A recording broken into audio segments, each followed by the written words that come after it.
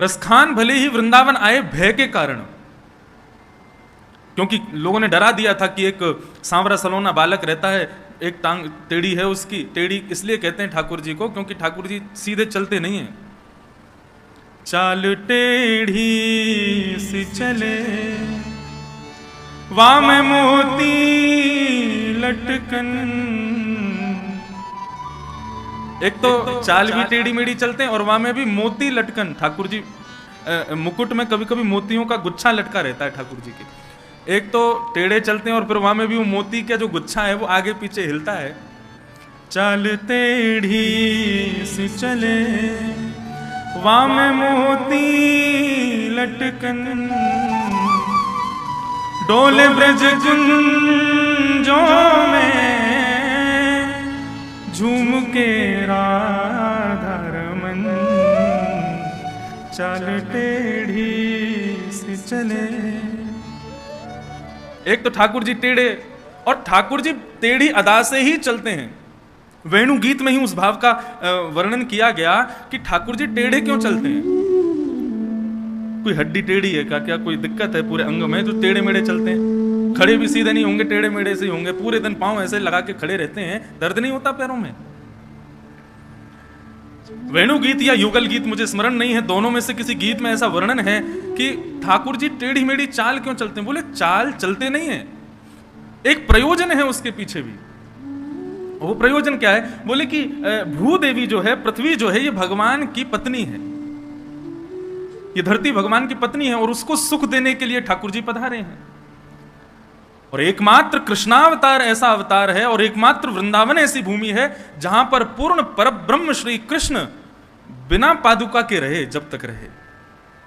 ठाकुर जी ने अपने चरणों में पादुका नहीं पहनी। क्यों? बोले जब ठाकुर जी चलते हैं तो पृथ्वी दृष्टिपूतम निषेध पादम, अपनी भूदेवी को देखते हुए चलते हैं। और जहां कहीं भी ठाकुर जी को हल्का सा कोई गड्ढा मिलता है या गाय के खुरों का गड्ढा मिलता है तो ठाकुर जी के मन में विचार आता है, ये हमारी भूदेवी पत्नी के भीतर ये गड्ढा होके इसको कष्ट दे रहा है, इसके कष्ट का मरहम केवल हमारे श्री चरणार बिंद हैं। तो जहां कहीं भी ठाकुर जी को गड्ढा दिखता है ठाकुर जी वहीं चरण रखते हैं। तो एक गड्ढा यहां तो दूसरा वहां, तो सीधे वहीं कूदते हैं। इसलिए ठाकुर जी जब चलते हैं तो उछल उछल के चलते, सीधे नहीं चलते, कूद कूद के चलते हैं। ऐसी ठाकुर जी की चाल है। ये सुख केवल वृंदावन को प्राप्त है और किसी अन्यत्र क्षेत्र को प्राप्त नहीं है कि वे ठाकुर जी के अनावृत। देखिए हरिद्वार की महिमा किससे है? हरिद्वार की महिमा गंगा जी से। बद्रीनाथ की महिमा विशाल हिमालय के पर्वतों से है। जगन्नाथपुरी की महिमा समुद्र से है, रथ यात्रा से है, भात से है। द्वारिका की महिमा द्वारिकाधीश की आरती से है। आप कभी द्वारिकापुरी जामे तो वहां की आरती का दर्शन कीजिएगा। अब देखो जो सुख हमको मिला वो तो आपको मिलेगा नहीं, क्योंकि आरती में वहां सबको रुकने नहीं देते, जल्दी जल्दी भगाते हैं। लेकिन हम पर इतनी कृपा है, हम जब भी द्वारिकाधीश के यहाँ जाते हैं आरती में सामने ही बैठते हैं। और द्वारिकाधीश की आरती ऐसी होती है कि रोम रोम प्रफुल्लित हो जाता है, लगता है कि यहां सामने राजाधिराज खड़े हैं। तो द्वारिका की महिमा वहां की आरती से। रंगनाथ मंदिर की महिमा वहां के जो श्री रंगम का जो क्षेत्र है, जो गांव है, जो स्थान है, उससे है। उतना बड़ा मंदिर है महाराज। वृंदावन के लगभग बराबर का केवल मंदिर है श्री रंगनाथ भगवान का।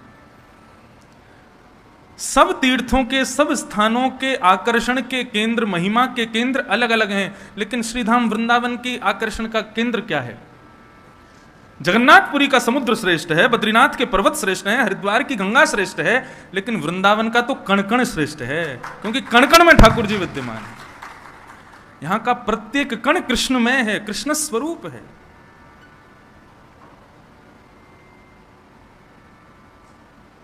ऐसा श्रीधाम वृंदावन। और उस वृंदावन की ठाकुर जी की लीलाओं का हम लोग दर्शन कर रहे हैं, श्रवण कर रहे हैं।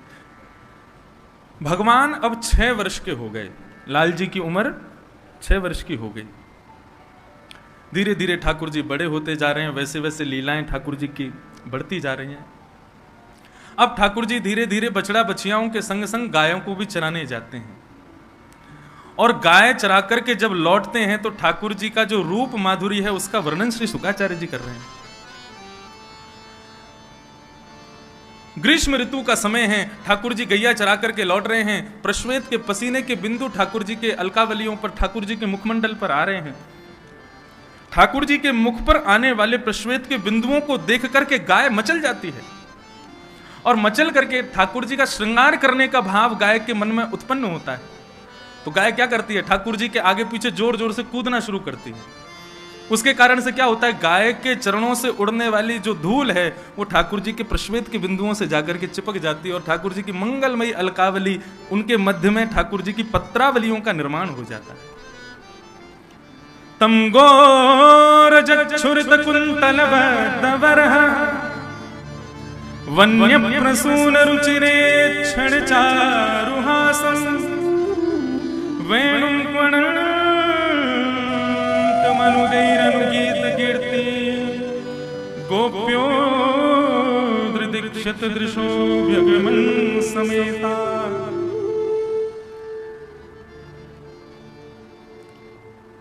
लाल जी को अपने श्रृंगार में सबसे ज्यादा प्रिय है पत्रावली का श्रृंगार, जो इस प्रकार चंदन घिस के बिंदी बिंदी बिंदी लगाते हैं, ठाकुर जी के यहाँ गुलाई बना देते हैं।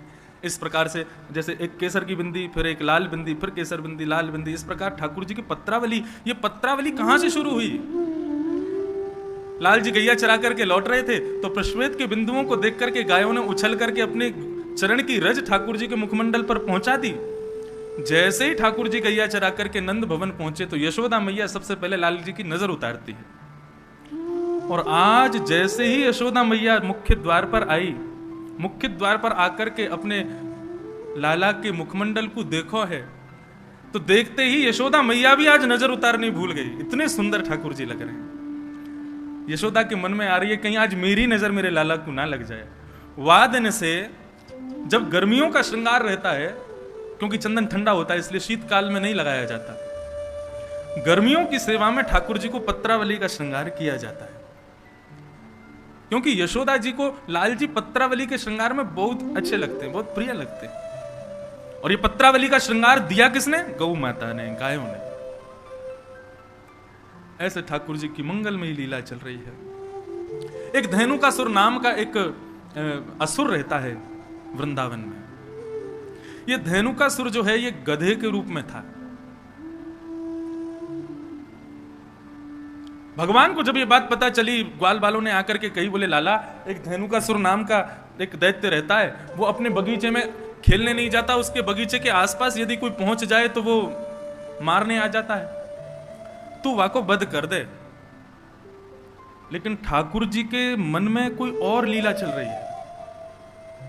लाल जी कह रहे हैं धेनुकासुर का वध मेरे हाथों होना जरूरी नहीं है, मेरे हाथों यमुना को अपवित्र करने वाला विषैला जो नाग है कालिया, उसका वध होना बहुत जरूरी है। और कालिया के वध के लिए दाऊ दादा का हमारे साथ में वन ना जाना बहुत जरूरी है। क्यों? बोले बलराम जी कौन है? शेषावतार, शेष नाग ही तो हैं। और बोले नाग के सामने दूसरे नाग को मारेंगे, उसको देखने में अच्छा थोड़ी लगेगा। वो कितने भी हमारे बड़े भैया हों, लेकिन अपनी जात का पक्ष तो लेंगे, अपनी प्रजाति का पक्ष तो लेंगे। ऐसी कोई लीला की जाए कि दाऊ दादा हमारे साथ एक दिन बन जाने से चूकें और हम कालिया नाग को मारें। अच्छा, ठाकुर जी ये लीला क्यों कर रहे हैं? बहुत ध्यान से सुनना। बदला लेना चाह रहे हैं बलराम जी से। बड़े भैया और छोटे भैया, दो भाई जिस घर में होते हैं उनको पता होगा, बड़ा भैया हमेशा कहा करे छोटे भैया को चिढ़ाते ही रहे। और ठाकुर जी को बहुत चिढ़ाते हैं दाऊ दादा, इतना चिढ़ाते हैं, इतना चिढ़ाते हैं, सूरदास जी ने तो एक पद लिख दिया। एक दिन ठाकुर जी रोते रोते मैया के पास पहुंच गए और मैया से जाके बोले, मैया तू मेरी बात सुन ले आज। मैया बोली कहा बात है लाला? रूठ के बैठ गए, बोले मैं खेलन नहीं जाऊंगा आज। बोले क्यों ना जाएगा? तब ठाकुर जी गा रहे हैं सूरदास जी की वाणी में, इतना सुंदर भाव है। इस सुंदर भाव के चित्रण को अपने मन में बनाइएगा। कैसे लग रहे हैं ठाकुर जी? मैया मोहे दाहू बहुत खिजावे, मैया मोहे दाहू बहुत खिजावे। भैया या दाऊ को तू समझा ले, 24 घंटा मेरे पीछे पड़ो रे, मुंह को बहुत बहुत चिढ़ावे।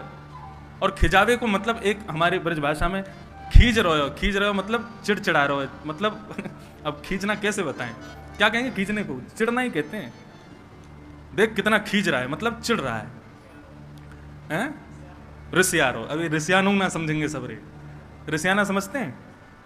कितनों रिसियारो, रिसियाने को मतलब क्रोध में भर करके मुट्ठी बांध करके और फिर उल्टा सीधा बोलना, वो उस समय उसको बोलते हैं रिसियाना। गुस्सा, चिढ़ करके गुस्सा जो आता है उसको कहते हैं खींचना। लाल जी कह रहे हैं मोए दाऊ बहुत खिजावे, मुंह को बहुत चिढ़ावे। मैया बोली क्यों रे लाला? कहा के ही दाऊ ने तोते। तब लाल जी कह रहे हैं मोसो कहत मोल को लीनो, मोसो कहत मोल को लीनो, तू जसमत कब जाए मैया मोहे दाऊ बहुत खिजावे। क्या कहे दाऊ? कहा कहे तोते? बोले मोसो कहत मोल को लीनो, मोते के लाला तो हम आधी रोटी पे लेके आए, कहीं ते तू यशोदा को थोड़ा ही है, तू यशोदा को लाला ना है तो को तुम आधी रोटी पे ले आए, कहीं ते मांग लाए हम। यशोदा मैया बोली अरे लाला तू दाऊ की बातन पे विश्वास क्यों करे? वो तो ऐसे ही बोलता रे। बोले मुंह को विश्वास करना पड़े। बोले क्यों? बोले दाऊ अगली बात कहा कहे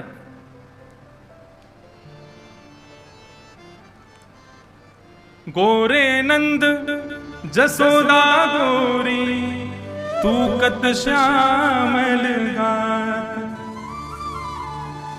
ठाकुर जी कह रहे हैं मोसो कहवे कि भैया देख तू कहीं और लाए, हम तो को आधी रोटी पे लेके आए हैं। ठाकुर जी बोले मुंह को विश्वास करना पड़ेगा की बात पे। बोले क्यों? मोते कहवे देख यशोदा मैया गोरी है, नंद बाबा गोरे, तू कारो कहां थे को बता। मैं भी गोरा हूं लेकिन तू कारो, या को मतलब यही है कि भैया तू भारत आया, तू हमारे यहाँ को ना है। ठाकुर जी रूठ के बैठे हैं। कहा करूं या रिस्क मारे खेल हूं ना जात, यही रिस्क मारे, यही चिढ़ के मारे मैं दाऊ दादा के संग खेलवे हूं ना जाऊं। मैया बैठ करके प्रेम से लाल जी के सुंदर भाव को सुन रही है। मोहन मुख रिस्की ये बातें जसमत सुन सुन रीझ है।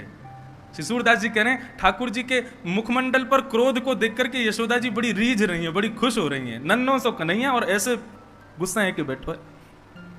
तभी यशोदा मैया ने अपनी गोद में लाल जी को बैठाया और बैठा के कह रही हैं सुन कान्हा बलभद्र चवाई जनमत की को धूत। लाला देख तेरो बलदाऊ भैया है ना, ये तो जन्मते ही धूर्त है, जन्मते ही पागल है, ये तो ऐसी बातन न करे। सूर श्याम मोए गोधन की सो हो माता तू पूत। लाला तू गुस्सा मत हो, मैं अपनी गैयान की सौगंध खा के तो को बता रही हूं, मैं ही तेरी मैया हूं और तू ही मेरो लाला है, हम तो को कहीं भारत ना लेके आए हैं। तब ठाकुर जी मैया से लिपट करके सो जाऊंगी। ऐसे ठाकुर जी को चढ़ाते हैं श्री बलदाऊ जी। कबहू बढ़ेगी चोटी मैया मोरी, ठाकुर जी चोटी पकड़ के बैठ जाए, मेरी चोटी कब बढ़ेगी। और सूरदास जी का ही भाव है, तो ठाकुर जी मुझे भाव आगे का याद नहीं, दाऊ दादा की चोटी दिखा करके ठाकुर जी कहते हैं बोले अजगर हूं सो मोटी, अजगर जैसी मोटी लंबी लहरीली चोटी या की है गई, मेरी क्यों ना इतनी मोटी चोटी। तब दाऊ दादा फिर चढ़ाते हैं, बोले तो को कच्चा दूध पिवावे यशोदा मैया, मुंह को तो बढ़िया छान के धोटो दूध पिवावे, या हमारी मेरी बड़ी है रही है। ऐसी ऐसी लीला दाऊ दादा कन्हैया के साथ में करते हैं। आज ठाकुर जी बोले मुंह को बदला लेनो आते, जब देखो मेरे पीछे पड़ो रे, कछु करन ना देवे और सब ग्वाल बालन के संग मिलके मेरी बड़ी हंसी उड़ावे। आज या दाऊ दादा को ही देखनो मुझे। ठाकुर जी ने समस्त ग्वाल बालों से कहा भैया देखो धेनु का सुर का वध हम नहीं करेंगे, यदि धेनु का सुर को मरवानो है तो दाऊ दादा ते कहो, हम अकेले थोड़े ही हैं बलवान, दाऊ दादा भी तो बलवान है। सब ग्वाल बाल दौड़े दौड़े दाऊ दादा के पास गए, बोले दाऊ दादा आपके बल की तो कहा कही जाए, आप तो इतने बलवान हो, ऐसे हो वैसे हो, खूब प्रशंसा की। हर बार असुरन को कन्हैया मारे, आप कब मारोगे। दाऊ दादा बोले हम तो कोई कहवे ही ना है, हमें कोई बतावे ही ना है कोई असुर को मारनो, हमें बताओ तो हम मारे। तब सबने बताई, बोले धेनुकासुर नाम का एक दैत्य आया है वृंदावन में, आप उसको मार दो। दाऊ दादा ने तो महाराज कसली अपनी कमर, बोले अभी बता मैं कहां है धेनुकासुर, अकेलो कन्हैया बलवान थोड़ी है, हम भी कम थोड़ी है कन्हैया थे। अब यहाँ दाऊ दादा सब ग्वाल बालों के संग जा रहे थे। ठाकुर जी ने मधुमंगल को बुलाया, बोले सुन यहाँ पे आ। दाऊ दादा जैसे ही धेनुकासुर को वध करें ना, पूरे वृंदावन में हल्ला मचा दियो, बोले दाऊ दादा ने गधा मारो, यूं मत कहियो असुर मारो। पूरे वृंदावन में हल्ला मचवा दियो और सबंत कह दियो दाऊ दादा ते छुए नहीं, गधा को मार के आए। मधुमंगल बोलो मुंह को कहां मिलेगो? बोले बढ़िया दूध पिवाऊंगा तो को, और तू कहेगो छाछ पिवाऊंगा, दही दे दूंगा, मक्खन खवाऊंगा अपने हाथ से, तू मेरे बस इतना काम कर दे। मधुमंगल बोलो ठीक है कर दूंगा। अब महाराज दाऊ दादा धेनुकासुर को मारने के लिए गए। साधारण गधा नहीं था, विशाल विकराल गधा, एक पूरा वन उसके वश में था, आज भी वो वन है। जैसे ही दाऊ दादा को धेनुकासुर ने देखा, दूर से ही महाराज दुलत्ती उठाता हुआ धेनुकासुर आया। दाऊ दादा ने दांव पेच खेला, उसके भीतर नीचे से जाकर के उसके दो टांगों को पकड़ के आसमान में 4-5 बार घुमा घुमा के एक वृक्ष के पास जाकर के फेंक दिया। वृक्ष से टकरा करके धेनुकासुर का वध हो गया।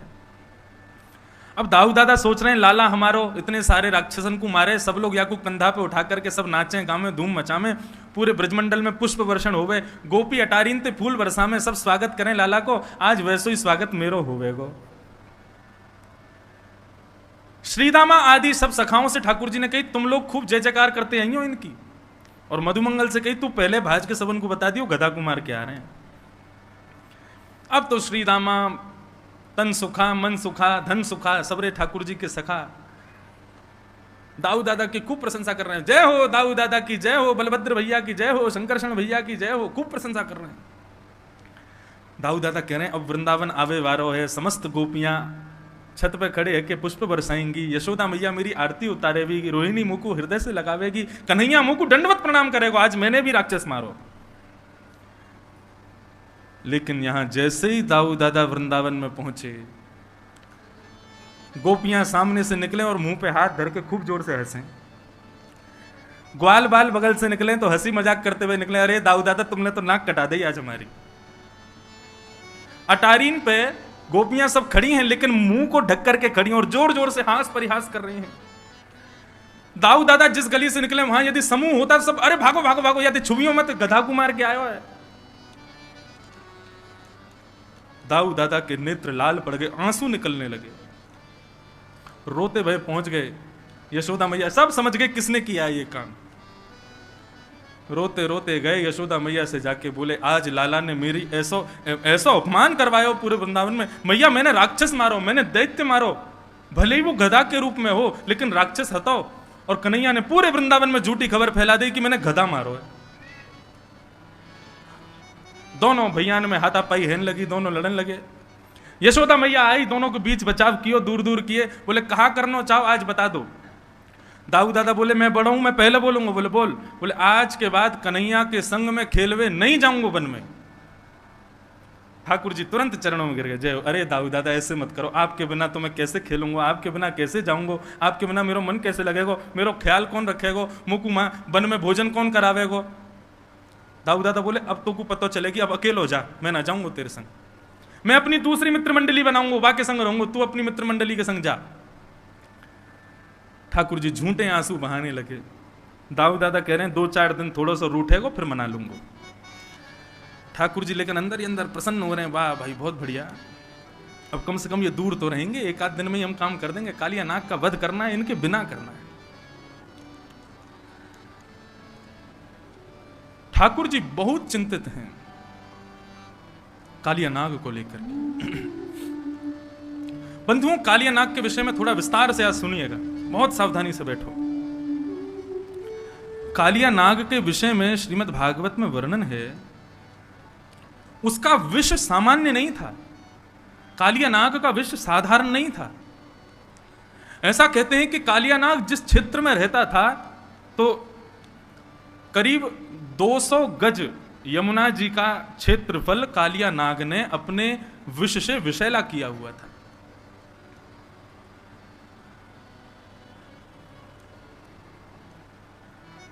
कालिया नाग जिस क्षेत्र में रहता है, पुरिया धनाश्री जिस क्षेत्र में रहता है, उस क्षेत्र के आकाश में करीब 100 मीटर ऊपर तक भी यदि कोई पक्षी उड़ता है तो यमुना जी से निकलने वाले विष की जो भाप है उस भाप से ही वो मर जाता है।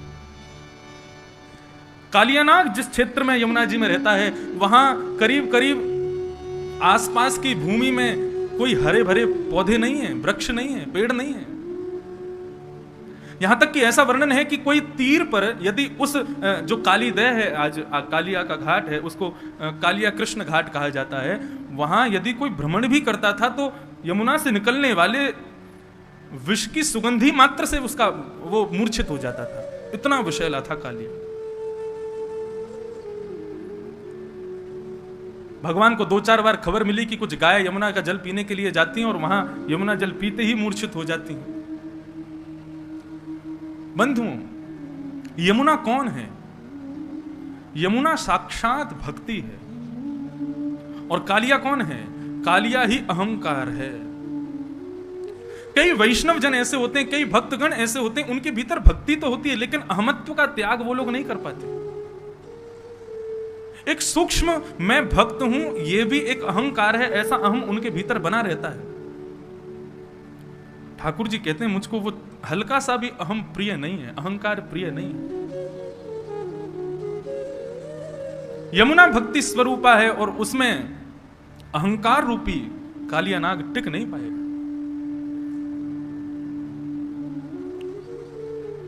यमुना के तीर पर हरियाली नहीं है, इसका भाव यह है कि जिस व्यक्ति के अंदर भक्ति तो है लेकिन अहमत्व रहता है, उसके आसपास दूर दूर तक भी भगवान की कृपा प्रकट नहीं होती, भगवान की कृपा विद्यमान नहीं होती।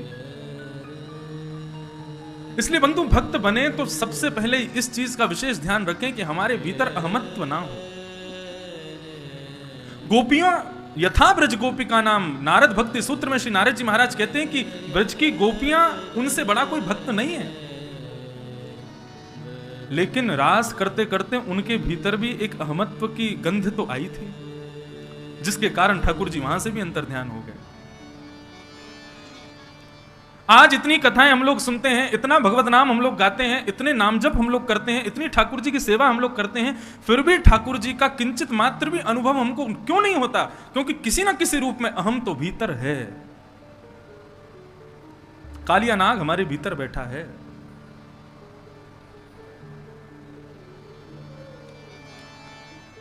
उसको दूर करो।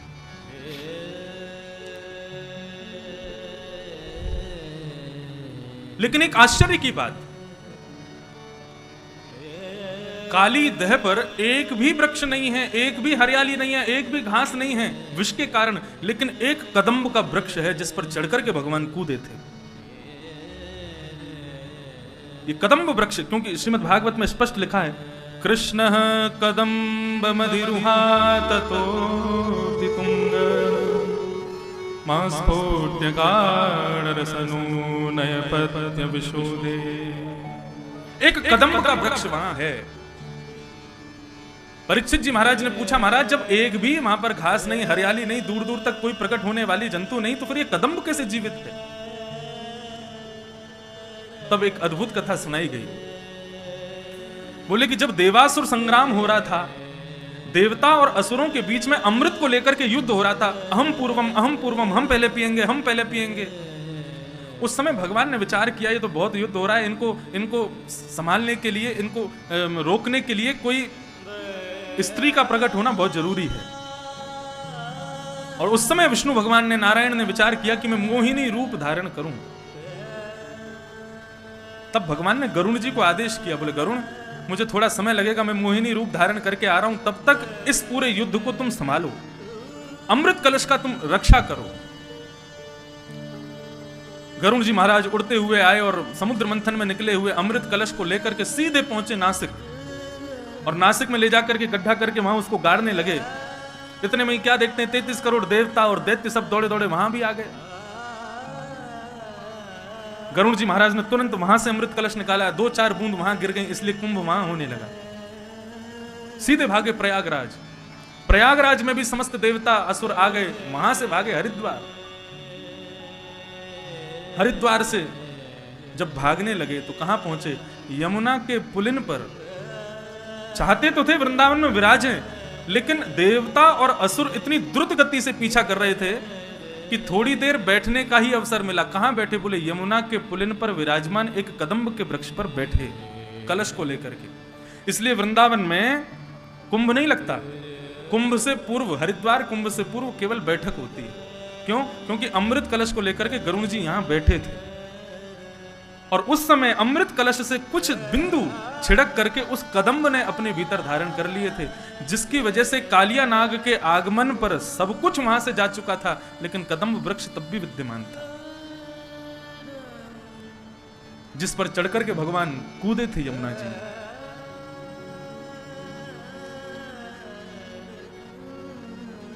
एक कदम्ब वृक्ष था बस। आज प्रातः काल का सूर्य उदय हुआ, अपनी समस्त ग्रहचर्याओं को निवृत्त होकर के ठाकुर जी अपने समस्त ग्वाल मंडली के साथ में कंडुक क्रीड़ा करने के लिए यमुना पुलिन पर जाने लगे। आज ठाकुर जी उस दिशा में जा रहे हैं जहां आज तक कभी नहीं गए। मधुमंगल, श्रीदामा आदि सब ठाकुर जी को रोक रहे हैं। बलराम जी होते हैं तो बलराम जी जो कहते हैं ठाकुर जी को करना पड़ता है, लेकिन आज रोकने वाला कोई नहीं। श्रीदामा कहते हैं लाला आज हम दूसरी तरफ क्यों जा रहे हैं? बोले आज हम यहीं खेलेंगे। वहां खेलते खेलते हार गए। सब ग्वाल बाल कहते हुए जा रहे हैं लाला यहां मत जा, हमने सुनी है यहां पे कोई कालिया नाग रहवे और वाक्य कारण गैया और कोई भी ग्वाल बाल यदि वहां विचरण करे तो मूर्छित है जाए। हमने तो सुनी है ऊपर से कोई पक्षी भी उड़ के चलो जाए तो वाको भी मरनो है जाए। इतनो विष निकले यमुना जी में थे। अरे ठाकुर जी बोले सब बनी वही बात है, कोई यमुना में कूद के स्नान ना करे या हमारे सबने भ्रम फैला रखो, ऐसा कछू ना है, चलो मेरे साथ। जैसे ही पहुंचे बंजर भूमि, दूर दूर तक केवल काली रेत दिखाई दे रही है। सब ब्रजवासी बालक घबरा रहे हैं, लेकिन ठाकुर जी के हृदय में जो भाव है वो ठाकुर जी को पता है। कंडुक क्रीड़ा करते करते इस प्रकार से क्रीडन किया कि मधुमंगल श्रीदामा की जो गेंद थी ठाकुर जी ने उसको यमुना जी में फेंक दिया। जैसे ही यमुना जी में जाकर के गेंद गिरी है, ठाकुर जी ने अपनी माया से ही श्रीदामा के हृदय में प्रवेश किया और श्रीदामा के माध्यम से जिद करवाने लगे कि मुझको तो वही गेंद चाहिए। नहीं तो क्रीड़ा करते करते कितनी गेंद खोती हैं, कभी श्रीदामा मधुमंगल क्रोधित नहीं होते, कुंपित नहीं होते, लेकिन आज श्रीदामा जिद कर रहा है मुझको वही गेंद चाहिए। बाकी के सब सखा मंडली के सब श्रीदामा से कह रहे हैं अरे ठीक है लाला दूसरी गेंद आ जाएगी, ऐसे तो जाती रहे, तू आज इतना गुस्सा क्यों है रोए? श्रीदामा बोला सब शांत है जाओ, कन्हैया मुझको वही गेंद चाहिए, लेके आ। ठाकुर जी बोले यहां में कालिया नाग रहे, श्रीदामा देख ले कूद जाऊंगा मैं। बोले मुझको कछू ना पतो, कैसे भी करके लेके आ। ठाकुर जी बोले मुझको चुनौती मत दे, मैं कूद जाऊंगा। सब ग्वाल बाल वहां श्रीदामा और ठाकुर जी के बीच के जो वाद संवाद हैं, युद्ध है, उसको शांत करने की कोशिश कर रहे हैं, लेकिन इतने में ही ठाकुर जी ने अपनी काली कमली को कसा और एक मल्ल की तरह, एक पहलवान की तरह ठाकुर जी कहते हैं आज या कालिया नाग को ही देखूंगा। कदम पर जैसे ही चढ़े श्रीदामा को स्मृति आई कि ये क्या हो रहा है? लाला तू कदम पे काई को चढ़ो? बोले तेने कही ना तुमको गेंद चाहिए, मैं गेंद लेके आऊंगा। अब तो श्रीदामा कहने लगा, बोले नहीं नहीं लाला यहां मत कूदियो, तू वापस आ जा। इतना कहना ही हुआ कि ठाकुर जी ने कदम के डाल से एक छलांग मारी और सीधे काली देह में प्रवेश कर गए। काली देह में भीतर प्रविष्ट हो गए ठाकुर जी। सब ग्वाल बाल त्राहिमाम चिल्लाते हुए दौड़े वहां से बन की वृंदावन की ओर। सब ब्रजवनिताओं को बुलाने के लिए, ब्रजवासियों को बुलाने के लिए सब दौड़े हैं। यहां काली देह में जैसे ही ठाकुर जी ने प्रवेश किया, प्रवेश करते ही कालिया नाग सो रहा है और कालिया नाग की नाग पत्नियों ने ठाकुर जी का दर्शन किया। श्री शुकाचार्य जी वर्णन कर रहे हैं, नाग पत्नियां कह रही हैं ठाकुर जी लग कैसे रहे हैं। तम प्रेक्षणीय सुकुमार घनावदातम श्रीवत्स पीत वसनम स्मित सुंदराश्यम क्रीडन्तम प्रतिभयं कमलोदरांग्री संदर्श मम शुश्रूष भुजाय चाद्या। नाग पत्नियों ने ठाकुर जी का दर्शन किया। कैसे लग रहे हैं ठाकुर जी? प्रेक्षणीय, ये शब्द सुनने योग्य। तम प्रेक्षणीय, प्रेक्षणीय का मतलब क्या है? एक तो होता है कि किसी को देख करके आपको अच्छा लगा, लेकिन थोड़ी देर अच्छा लगा, फिर आप चले गए। लेकिन एक होता है किसी की रूप माधुरी को देख करके आप उस रूप माधुरी पर इतने आसक्त हो गए कि उससे नजर हटा ही नहीं पा रहे हो। इसको कहते हैं प्रेक्षणीय। नाग पत्नियां मन में विचार कर रही हैं, ये कौन आया यमुना जल में? बोले प्रेक्षणीय है कोई, मतलब उससे नजर हटा नहीं पा रही हैं, इतना सुंदर। सुकुमार, एक छोटा सा कुमार बालक है, और कैसा है? श्रीवत्स, श्रीवत्स का चिन्ह ठाकुर जी की छाती पर दिखाई दे रहा है। पीत वसनम, पीतांबरी पहनी हुई है। स्मित सुंदर,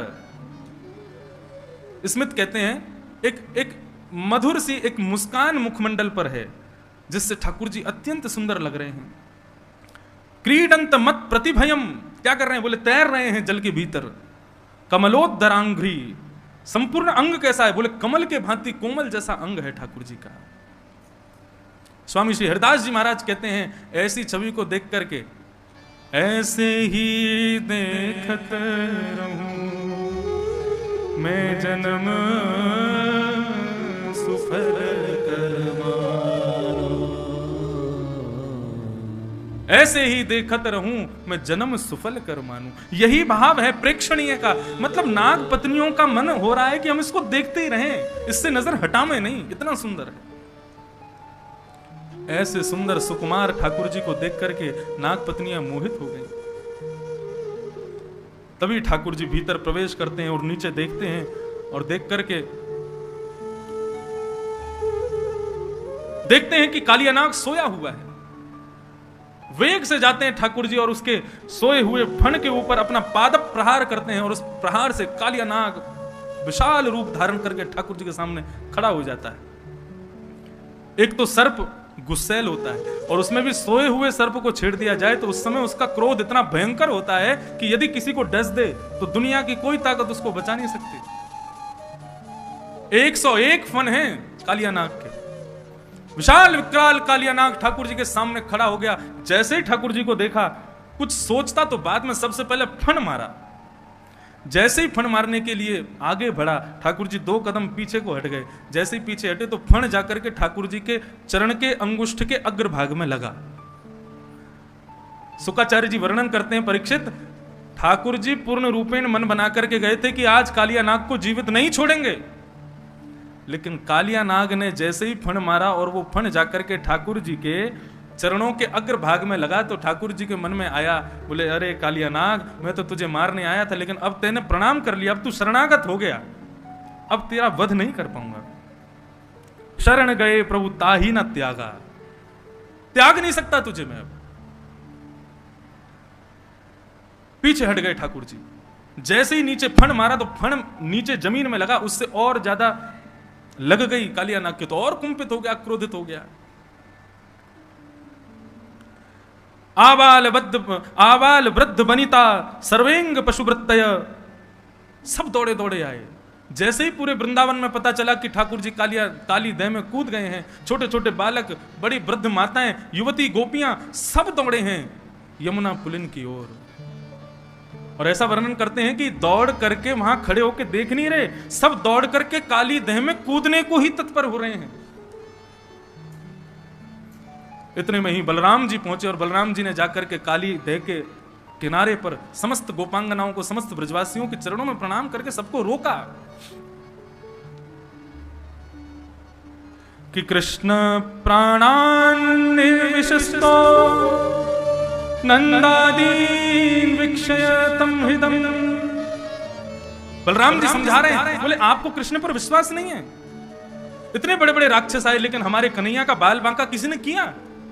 अरे भूल गए क्या गर्गाचार्य जी कह के गए थे, नारायण समो गुणी ही, नारायण के समान गुण वाला है हमारा कन्हैया, थोड़ी देर प्रतीक्षा करो, हमारो कन्हैया बाहर निकल के आवेगो। यहां कालिया नाग ने अपने संपूर्ण अंग को ठाकुर जी के चारों तरफ लपेट लिया, और लपेट करके ऊपर फण लेकर के ठाकुर जी के ऊपर देख रहा है ठाकुर जी को। जैसे ही कालिया नाग ने अपने फन उठा करके ठाकुर जी की ओर अपने फन को झुकाया, और जैसे ही डसने को आगे बढ़ने लगा, बलराम जी ने ऊपर से ही ठाकुर जी को देखा।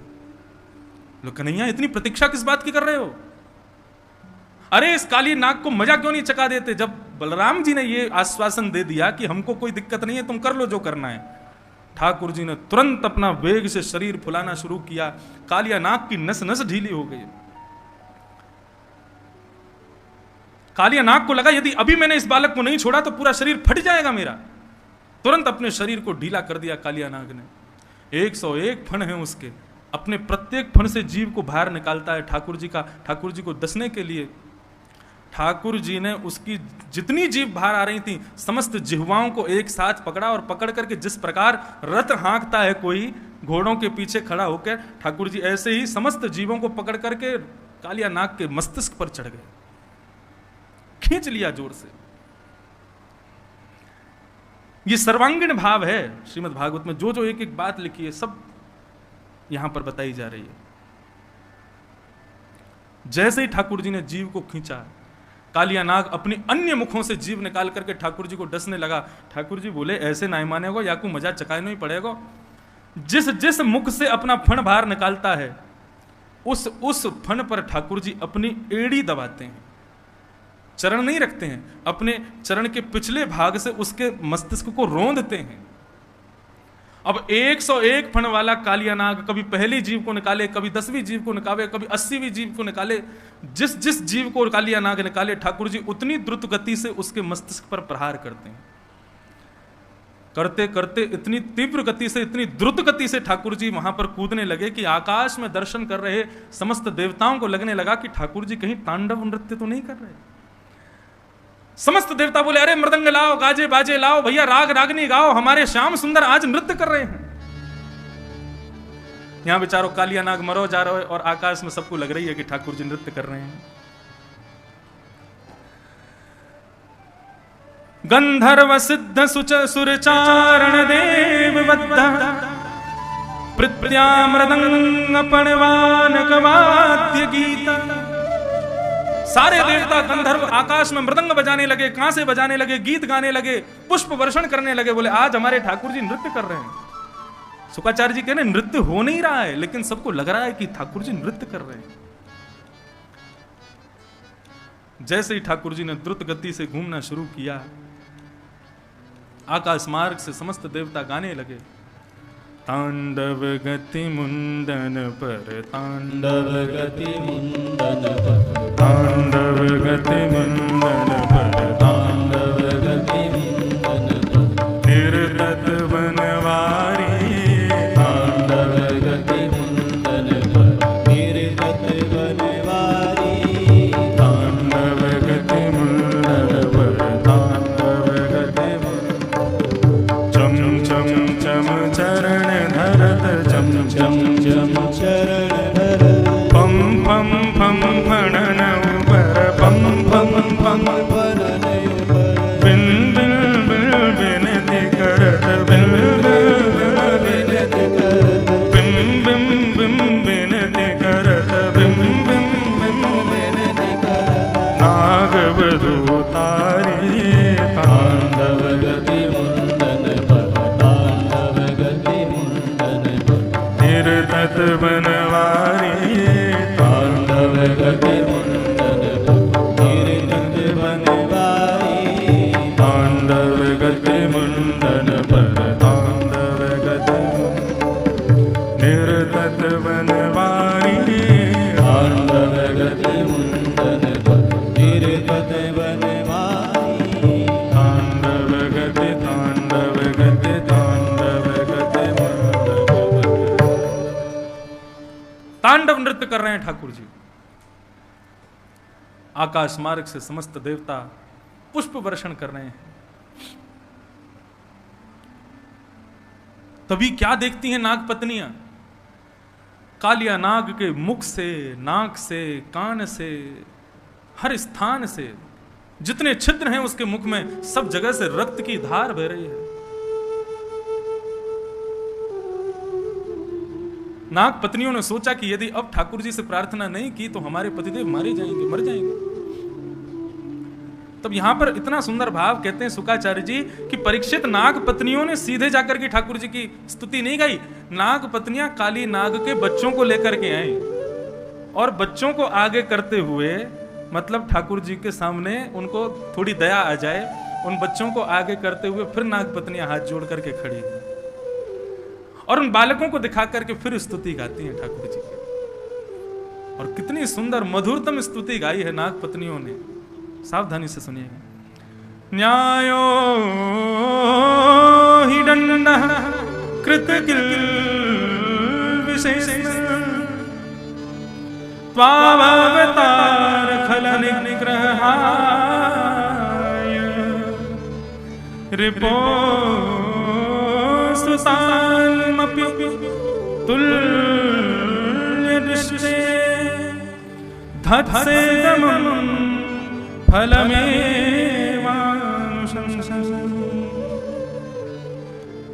नागपत्नियां कह रही हैं, हे प्रभु, न्यायो ही दंडः कृतकिल विशेषमिन। किलविश कहते हैं पापी को, पाप को। पाप करने वाले को दंड मिलना चाहिए, वही न्याय है प्रभु। लेकिन आपका अवतार भी इसी के लिए हुआ है, खलों को इस प्रकार से सुधारने के लिए ही आपका अवतार हुआ है। बल्कि आपका स्वभाव तो कैसा है, बोले रिपोह सुतान अपपि, बोले आप अपने दुश्मन में और अपने पुत्र में भी भेद नहीं करेंगे यदि वो गलत हो तो। हम जानते हैं प्रभु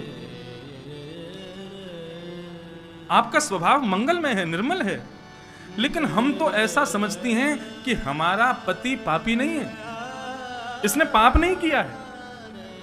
तो बोले क्या है, बोले धत से दमम अनुग्रहोयम भवतः कृतो ही नो। हमारा पति पापी होता तो आप दंड देते, लेकिन आप दंड नहीं दे रहे हैं, आप तो हमारे पति के ऊपर, कालिया नाग के ऊपर कृपा कर रहे हैं।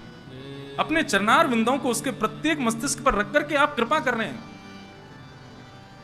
भगवान बोले आपको इसमें कृपा का दर्शन कहां से हो रहा है, इसमें मेरी कृपा कहां दिख रही है, मैंने क्या दुर्गति कर दी कालिया नाग की और आप कह रहे हो मैं कृपा कर रहा हूं। तब गोपियां कितनी अच्छी बात कहती हैं, ननाकपृष्ठं न च सार्वभौमं न पारमेष्ठं न रसाधिपत्यं न योगसिद्धि अपुनर्भवं वा वाञ्छन्ति यत्पादरजोऽभिषेकम् वाञ्छन्ति यत्पादरज प्रपन्ना। श्रीमद् भागवत में ये श्लोक अनेक जगह है, एक जगह पर अलग भाव है। यहां पर कालिया नाग की पत्नियां क्या कह रही हैं, आप हमारे पति के ऊपर कृपा कर रहे हैं, उसको मार नहीं रहे हैं। भगवान बोले इसमें कृपा का दर्शन कहां हो रहा है। बोले एक बात बताइए, सर्वश्रेष्ठ जो भक्त होते हैं आपके, उनको आप क्या कहते हैं। भगवान बोले प्रपन्न। प्रपन्न में और भक्त में अंतर क्या है। भक्त किसे कहते हैं, जिसको राधा रमण जी की याद करनी पड़ती है, जिसको राधा रमण जी के दर्शन के लिए वृंदावन आना पड़ता है, जिसको राधा रमण जी की मंगला के लिए सुबह 4 बजे उठना पड़ता है, उसको कहते हैं भक्त। मतलब जो ठाकुर जी को याद करने की कोशिश करे उसको कहते हैं भक्त, लेकिन जो याद में ही पड़ा रहे उसको कहते हैं प्रपन्न। जो कभी ठाकुर जी की विस्मृति जिसको होती ही नहीं है उसको प्रपन्न कहते हैं। और हमारे श्री वैष्णव रामानुज संप्रदाय में भक्त को श्रेष्ठ नहीं बताया। श्री कृष्ण गोविंद हरे मुरारे, हे नाथ नारायण वासुदेव। श्री कृष्ण गोविंद हरे मुरारे, हे नाथ नारायण वासुदेव। श्री कृष्ण गोविंद हरे मुरारे, हे नाथ नारायण वासुदेव। श्री कृष्ण गोविंद हरे मुरारे, हे नाथ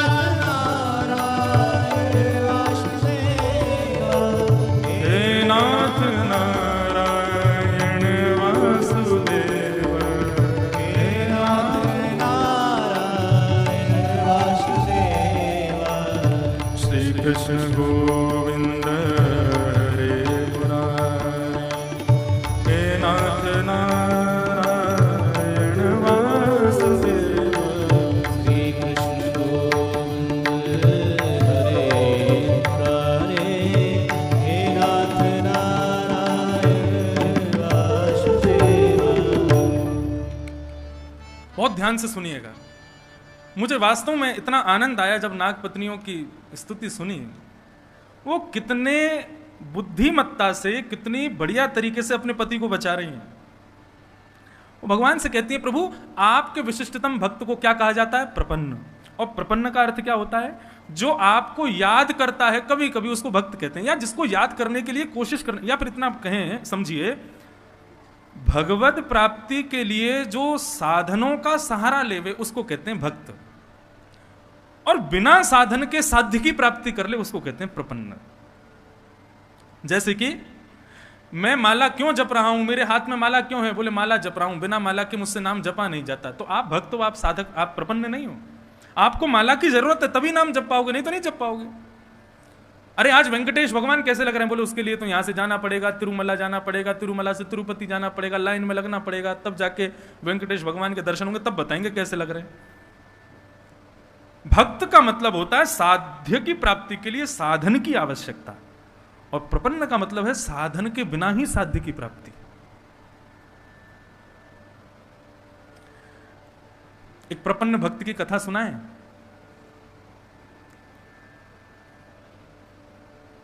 आजकल जगन्नाथ भगवान रथ यात्रा पर हैं और अब वापस लौट के जा रहे हैं अपने गुंडीचा मंदिर से वापस श्री क्षेत्र में, श्री मंदिर में। तो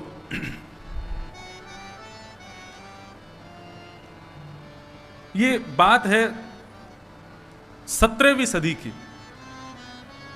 भगवान श्री जगन्नाथ का एक अद्भुत भक्त हुआ। एक ब्राह्मणी कन्या थी, बहुत सुंदर थी। उसकी सुंदरता पर अकबर का सेनापति म्लेच्छ वो आकृष्ट हो गया।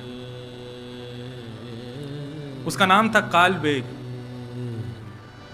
उस ब्राह्मणी कन्या का हरण करके, बहुत ध्यान से सुनिएगा सब लोग इस कथा को, कालबेग ने उस ब्राह्मणी कन्या का हरण कर लिया और हरण करके ले गया और उस ब्राह्मणी कन्या का गर्भाधान कर दिया। उस कन्या ने विचार किया कि मैं समुद्र में कूद करके अपने प्राणों का परित्याग कर दूं, लेकिन मन में विचार करती है कि मेरे गर्भ में भले ही पिता कोई भी हो, लेकिन मेरा बालक है। मेरे साथ जो कुछ भी मेरे जीवन में हुआ मैं उसको भूल जाऊं, लेकिन मैं एक बालक को भगवान का परम भक्त बनाऊं। ये भावना उसके हृदय में आई और तब उस ब्राह्मणी कन्या ने एक बालक को जन्म दिया। हठ पूर्वक उसके पिता ने, अपना नाम था कालबेग, तो उसका नाम रख दिया सालबेग। सालबेग सालबेग बचपन से ही अपनी मैया से श्री जगन्नाथ जी की मंगलमयी कथाओं को श्रवण करता था। श्री जगन्नाथ जी की रथ यात्रा कैसे होती है, जगन्नाथ जी का भात कैसे बनता है, जगन्नाथ जी का रूप कैसा, बलभद्र सुभद्रा कैसे हैं, ये सब अपनी मैया से सुनता था। धीरे धीरे सालबेग बड़ा हो गया। एक दिन सालबेग अपने घर की छत पर बैठा था, तभी वो देखता है कि अड़ोस पड़ोस के लोग सामान बांध करके बैलगाड़ियों में बैठ करके और जा रहे हैं। उसने अपनी माँ से पूछा, माँ ये सब लोग कहाँ जा रहे हैं? तब उसकी माँ ने बताया, बोले बेटा ये सब लोग श्री जगन्नाथपुरी जा रहे हैं, जगन्नाथ भगवान की रथ यात्रा में जा रहे हैं। जैसे सालबेग ने सुना जगन्नाथ जी की रथ यात्रा, उछलने लगा, मचलने लगा, माँ मैं भी जाऊं इनके साथ में, मुझे भी दर्शन करना है। सालबेग की माँ ने कहा, बेटा तुम ऐसे कुल में उत्पन्न हुए हो कि तुमको जगन्नाथ जी के दर्शन का सौभाग्य कभी नहीं मिलेगा। आज भी जगन्नाथ भगवान के दर्शन गैर हिंदुओं को नहीं प्राप्त होते, बस तब जब रथ यात्रा में आते तभी दर्शन का सौभाग्य मिलता है। सालबेग की मां ने कहा, यदि तुम गए भी तो तुम्हारा पिता रुष्ट हो जाएगा, तुम्हारी अनुपस्थिति में वो कुछ भी कर सकता है मेरे साथ। इसलिए बेटा यहीं बैठ करके जैसा मैंने तुमको बताया ऐसे ही जगन्नाथ जी के मंगल में दर्शन किया करो। सालबेग रुदन करने लगा। 700 कोस दूर है जगन्नाथ धाम, और सालबेग अपनी छत पर बैठ करके श्री जगन्नाथ जी के मंगलमय रूप का स्मरण करते हुए उड़िया भाषा में एक गीत गाता है। अब मुझे संपूर्ण तो नहीं आता, मैंने ये कथा लगभग आज से 5 वर्ष पहले जब जगन्नाथपुरी में कथा हुई थी तब कही थी, तब के बाद आज कह रहा हूं।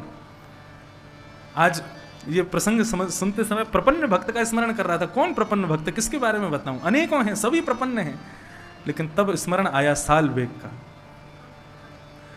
सालवेग भगवान की वहीं बैठा बैठा स्तुति गाता, अद्भुत स्तुति। अहे नील शैल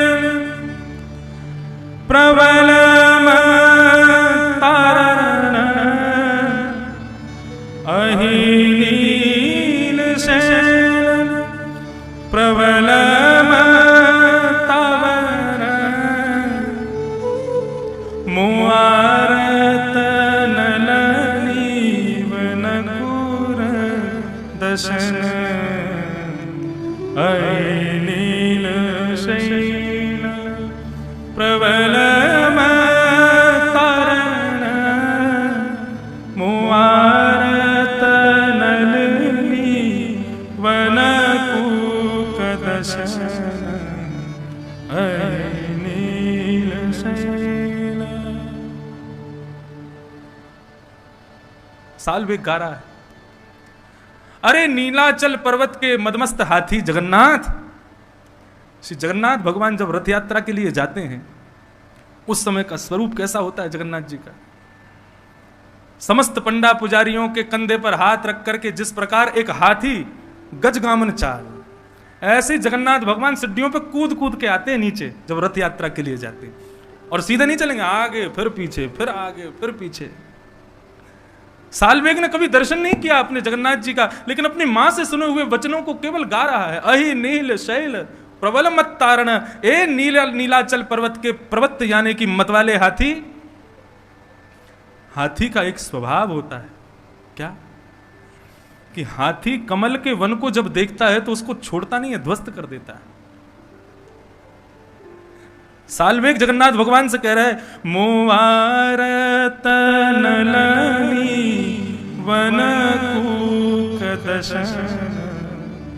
मैंने पूर्व जन्म के कोई पाप किए होंगे जगन्नाथ भगवान, जो मैं आपके दर्शन का अधिकारी नहीं हूं, तो आप आकर के मेरे उन पाप रूपी कमल की बगीचे को आकर के ध्वस्त कर दीजिए और मुझे अपना दर्शन कराइए, हे जगन्नाथ जी।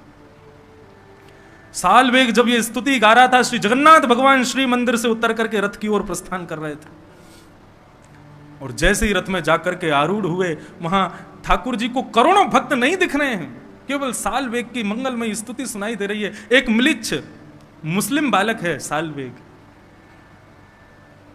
बलभद्र जी का रथ चल पड़ा, सुभद्रा का रथ चल पड़ा, करोड़ों की तादाद में भीड़ आ गई। जगन्नाथ भगवान के रथ को चारों ओर से घेर लिया। बड़े बड़े मदमस्त लोगों ने आकर के जैसे ही जगन्नाथ जी के रथ को खींचना शुरू किया, सुबह से शाम हो गई, लेकिन जगन्नाथ जी का रथ हिला नहीं वहां से। जगन्नाथपुरी का राजा आया, राजा ने आकर के भात भोग लगाया, रसगुल्ला भोग लगाया, ठाकुर जी के चरणों में बार बार प्रणाम कर रहे हैं, प्रभु हमसे कोई अपराध हो गया, आपका रथ आगे क्यों नहीं बढ़ रहा है। जहां तक दृष्टि पड़ रही है लोग खड़े हैं, जगन्नाथ जी के रथ के आगे बढ़ने की प्रतीक्षा कर रहे हैं।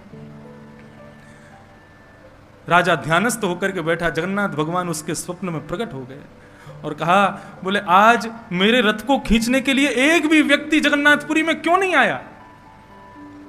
राजा कहता है, प्रभु अपने नेत्र, विशाल नेत्रों को खोल के देखिए, जहां तक आप देखेंगे समुद्र के भांति लोग ही लोग खड़े हैं रथ को खींचने के लिए, आप कैसे कह सकते हैं कि एक भी भक्त नहीं है।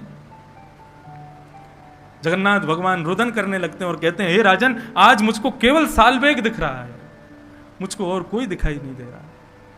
कैसे भी करो, व्यवस्था करके सालवेग को बुलवाओ, वो आकर के जब रथ में हाथ लगाएगा तभी मेरा रथ आगे बढ़ेगा। आज राजा ने 700 कोस दूर पालकी भेजी और सालवेग अपने रथ पर, अपने छत पर खड़ा खड़ा रुदन कर रहा है, जगन्नाथ भगवान की मंगलमय स्तुति गा रहा है।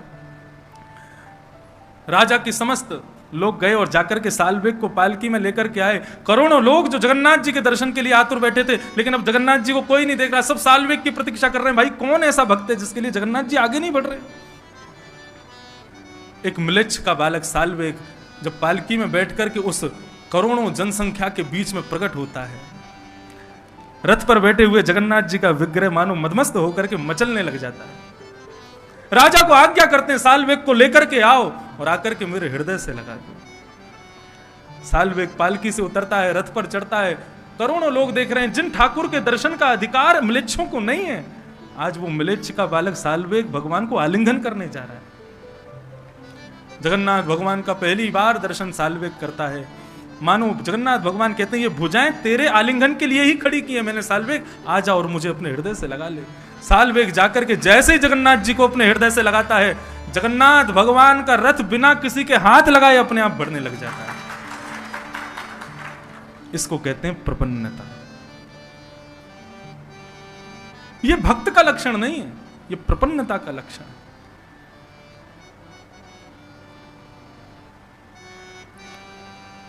ऐसी अद्भुत कथा साल्वेग की। साल्वेग ने पूरी स्तुति गाई, मैंने हिंदी अनुवाद पढ़ा है उसका। इतना अद्भुत भाव है, इतना सुंदर भाव है। श्री गिरधर लाल जी का तृतीय जन्मोत्सव जगन्नाथपुरी में होगा तो ये उड़िया भाषा का साल्वेग का गीत पूरा गाएंगे और पूरे का भाव सुनेंगे वहां पर। साल्वेग पर श्री जगन्नाथ जी ने कृपा की।